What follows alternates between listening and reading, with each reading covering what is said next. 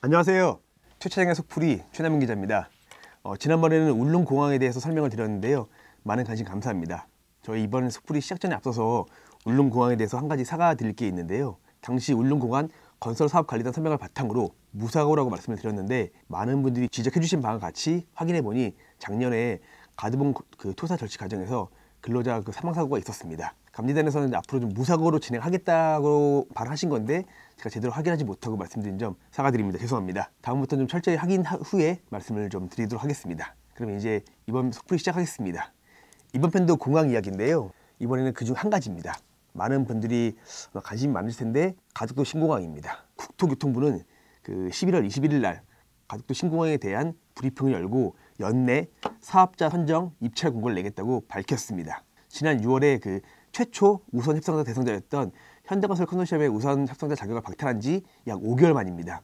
좀 새롭게 제시한 추진 계획을 기존과 비교해보면 달라진 점이 크게 두 가지입니다. 우선 개항 시점을 2035년 말로 연기한 겁니다. 정부가 애초 설정한 개항 목표 시점은 원래 2029년이었잖아요. 근데 이는 부산 엑스포 유치를 염두에 둔 계획이었는데 결국 이제 부산 엑스포 유치가 실패를 했고 이후부터 가덕도 신공항을 왜 꼭 2029년에 개항을 해야 하느냐라는 의견이 있었습니다. 이런 가운데 좀 기본 설계를 작성한 현대건설 컨소시엄이 빠지겠다고 선언을 하면서 2029년 개항에 대한 좀 회의론이 더 짙어졌죠. 이런 의견을 좀 무시할 수가 없었던 국토부는 결국 개항 시점을 6년 더 연장해서 2035년에 하겠다고 발표한 겁니다. 두 번째 다른 점은 공사 기간입니다.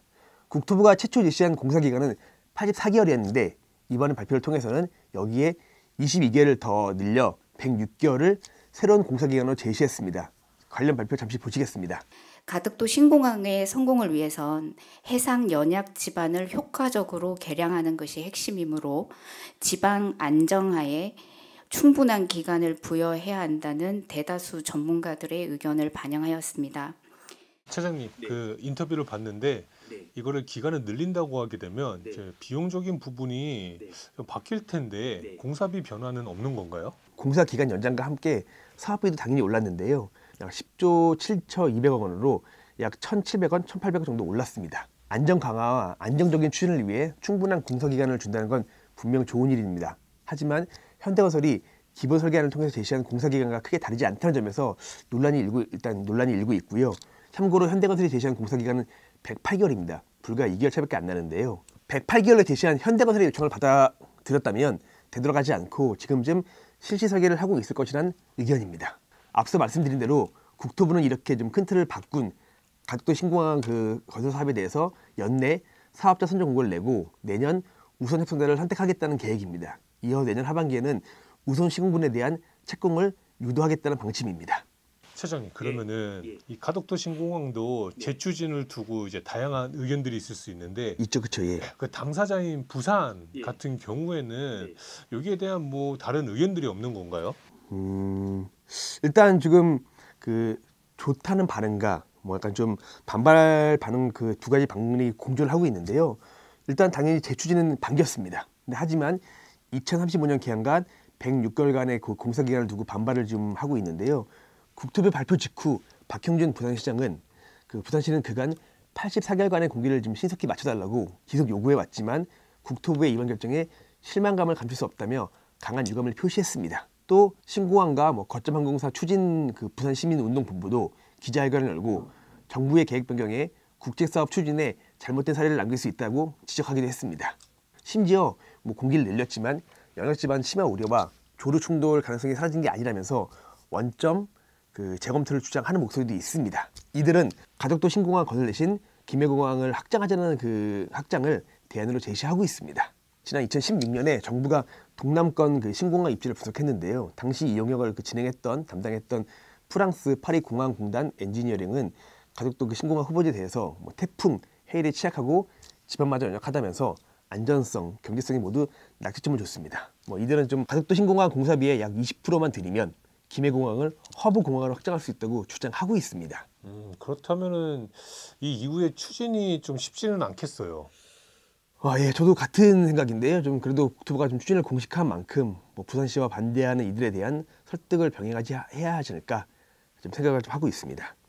그렇게 되면은 이제 상황이 이런데 사실 어느 건설사가 입찰에 참여할지도 좀 궁금하기도 하고 그다음에 기억에 이제 현대건설 그 컨소시엄도 겨우 이게 참여한다는 걸로 알고 있었는데 그렇다면은 이번 입찰은 혹시 또 유찰로 또 끝날 수 있지 않을까요?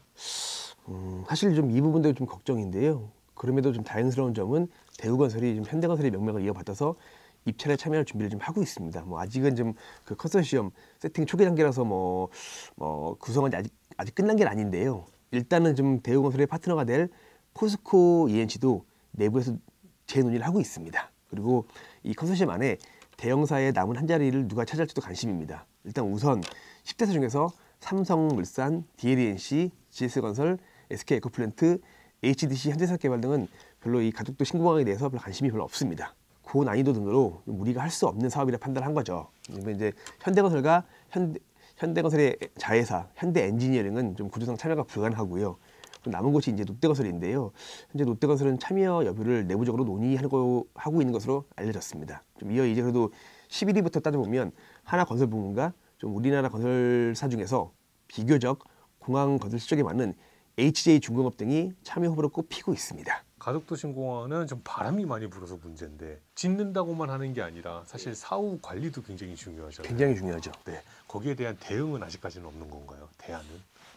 가덕도를 보면 지금 큰 우려가 이제 연약 지반, 그다음에 조류 충돌, 그다음에 이제 좀 뭐 바람, 태풍 말씀하신 그런 이슈가 있는데 정부는 일단 좀 순대가 정해지면 좀 충분한 논의를 통해서 좀 이제 그런 대응법과 그것들을 마련하겠다고 하니까 일단 그 부분도 좀 지켜봐야 될 것 같습니다. 네, 그러면은 차장님 마무리 인사하고 끝내도록 하겠습니다. 그럼 이만 인사하고 마치겠습니다.